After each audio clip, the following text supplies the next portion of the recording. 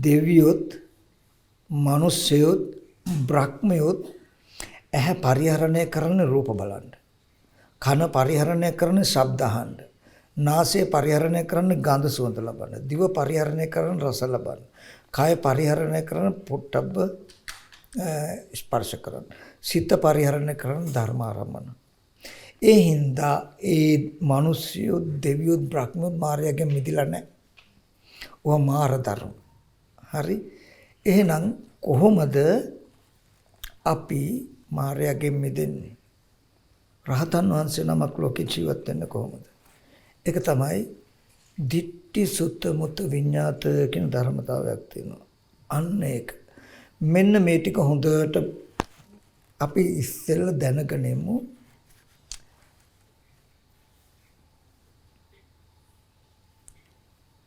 මන් තේරෙන ආයතනයකින් කියමුකෝ. හරිද? හොඳට මේ නුවණ තියෙන්න ඕන ස්කන්ධෙන් උදේවේ. අපි වෙනදට කන පරිහරණය කරන්නේම සද්ද අහන්නනේ නේ. සද්දමයි අහන්නේ, සද්දමයි විඳින්නේ. හැබැයි ඔය සද්ද අහන විදිහට ඔය සද්ද විඳිනවා කියන්නේම අපි සම්පූර්ණ අපේ ජීවිතේම පාවලා දීලා තියෙන මායයට. නමුත් උතන ඇත්ත ඇති හැටි අපි බලමු. කන කියන එක නැතුව සද්දයක් ඇහෙනවද? නැහැ. සද්දයක් ඇහෙන්න කන ඕනේ. කන විතරක් තිබුණොත් ඇහෙනවද? නැහැ. තව මොනවද ඕනේ ඇහෙන්න? ශබ්දය කියලා එකක් ඕනේ නේ. ශබ්දකුත් ඕනේ. ශබ්ද විතරක් තිබුණොත් ඇහෙනවද? නැහැ. එහෙනම් කනත් ඕනේ, ශබ්දයක් ඕනේ. කනයි ශබ්දයයි විතරක් තිබුණොත් ඇහෙනවද? නැහැ. මොනවද ඕනේ? හිතක් ඕනේ නේ. කනයි ශබ්දයයි දෙන්න ආහාර ප්‍රත්‍යයෙන් හටගත්ත රූප. හරි? ඔය කනයි ශබ්දයයි තියෙන තැනට හිත යොමු කරන සෝත විඥාන කියන සිත යොමු කරනවා. සෝත විඥාන කියන සිත යොමු කළාම ඒ තුන්දෙනාගේ එකතුවට කියනවා මොකද්ද? සෝත සම්පස්සේ කියලා. මෙන්න මේ සෝත සම්පස්සේ නිසා ස්පර්ශය නිසා ඒ සෝත විඥාන සිතේම අර කන ඉස්සරහට ආපු රූපය විඳිමින් ඒ රූපයේ හැඩය හඳුනමින් රූපයට හිතනවා කියලා නාම කියන ධර්මතාව ටිකක් යෙදෙනවා සෝත විඥාන සිටි. අන්නේ යෙදිච්ච ගමන් ඇහෙනවා. තේරුණා නේද? ඔන්න ඔය කන ශබ්දයක් දෙන්න තියෙන තැනට හිත යොමු කරපු ගමන් ස්පර්ශය සෝත ස්පර්ශය නිසාම ඇහෙනවා. එතකොට නාම රූපච්ච විඥානං කියනවා අර රූපයයි මේ නාමයි දෙක නිසා ඇහෙනවා. දැන් බලන්න අපි සද්දයක් විඳිනවද ඇහෙනකම විඳිනවද කියලා ඕගොල්ලන්ට මොන හරි ඇහුනේ නැතිනම් විඳින්න පුළුවන්ද? බෑ.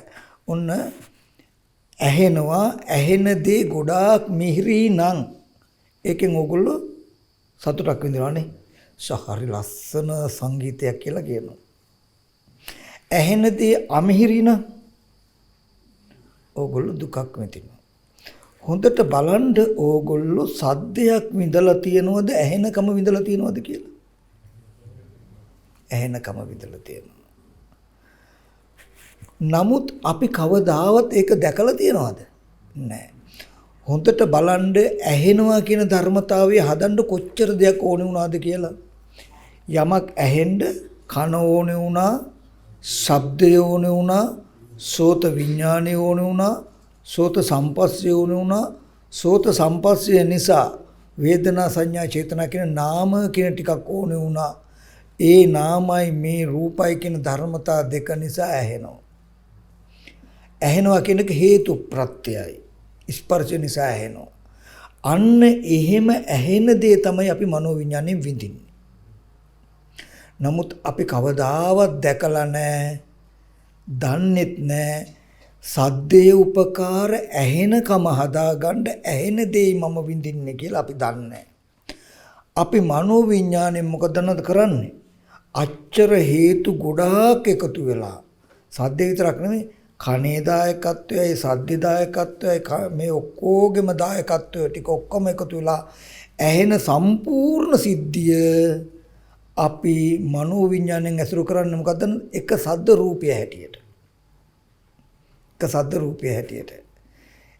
එතකොට අපිට හිතෙන්නේ අපි අහන දේ මනෝවිඤ්ඤාණයෙන් අපි අරමුණු කරන්නේ බැහැර තියෙන සද්දයක් හැටියට.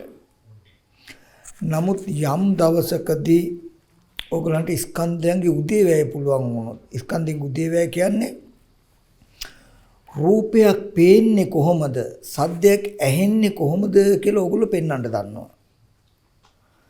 අන්න එතනට නුවණ තියාගෙන ජීවත් වෙන රහතන් වහන්සේ නමක් රූපයක් පේන්නේ කොහොමද කියන එකට නුවණයි එහෙම පේන දේ තමයි අසුරු කරන්නේ.